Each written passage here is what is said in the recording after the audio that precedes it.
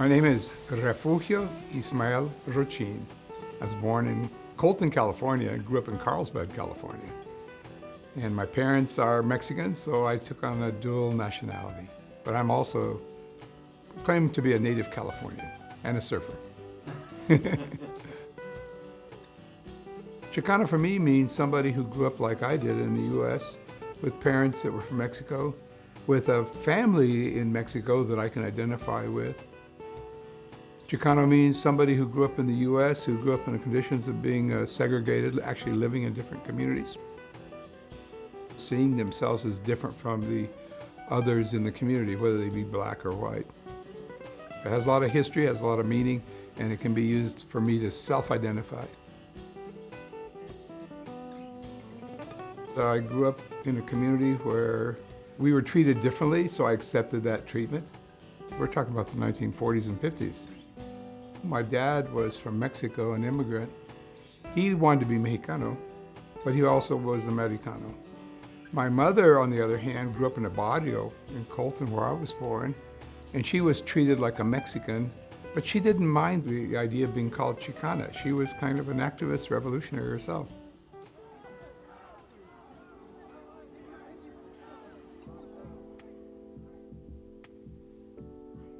Personally, I became an economist because my interest was being able to use economics to look at village work abroad, and I was oriented to working in other countries.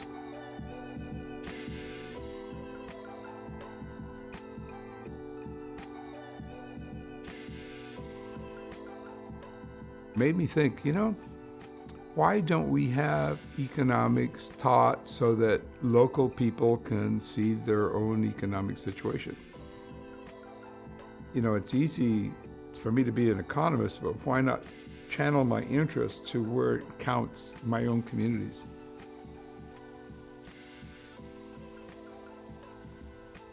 I've started my academic career not aiming to become an activist for Chicano Studies. I became an activist as a Chicano, personally, to become an economist, to do things globally. In 1971, I came to UC Davis, directly from Pakistan, with a wife and a daughter. And in 1 week, I get a call. And the call says, we got to talk to you. There are about 4 or 5 of us. We're very unhappy here. And we can't get a course that teaches us anything about Chicanos. We don't know anything. We go to courses and it's not us. So I took it upon myself. I said, you know what? I bet I can develop a course. Within a month's time after arriving from Pakistan, I met with 4 other professors who said they were interested in developing courses. So right from day one, within a month, we're working together. We're meeting, we're strategizing. I'm kind of going like this. Chicano Studies, I'm an economist. You guys got to become economists like me so you can really change the world. And they wouldn't have anything to do with that. No, we want to know about us. So that's how my involvement started. Innocently being asked by students, innocently meeting people like me and one from my hometown. So we started strategizing courses, and we got the deans to give us free time to offer these courses in the Arts and Sciences program. And then we built that way, and students kept coming in.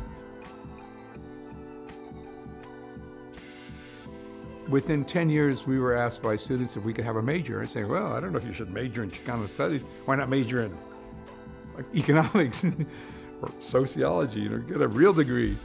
And I was forced to change my mind because those students would say, no, we want to major in Chicano Studies. Well, there's no degree. It's kind of like, is it going to help you to have a degree in this field? And they said, yes.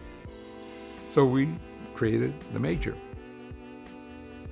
And I was directing the program.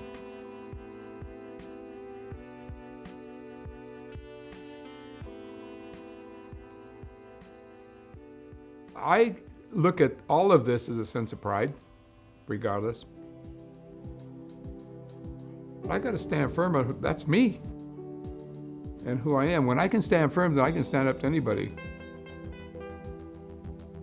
and say, I know who I am, and I can appreciate the history I come from, and I'm going to make things better. But I'm firm on who I am.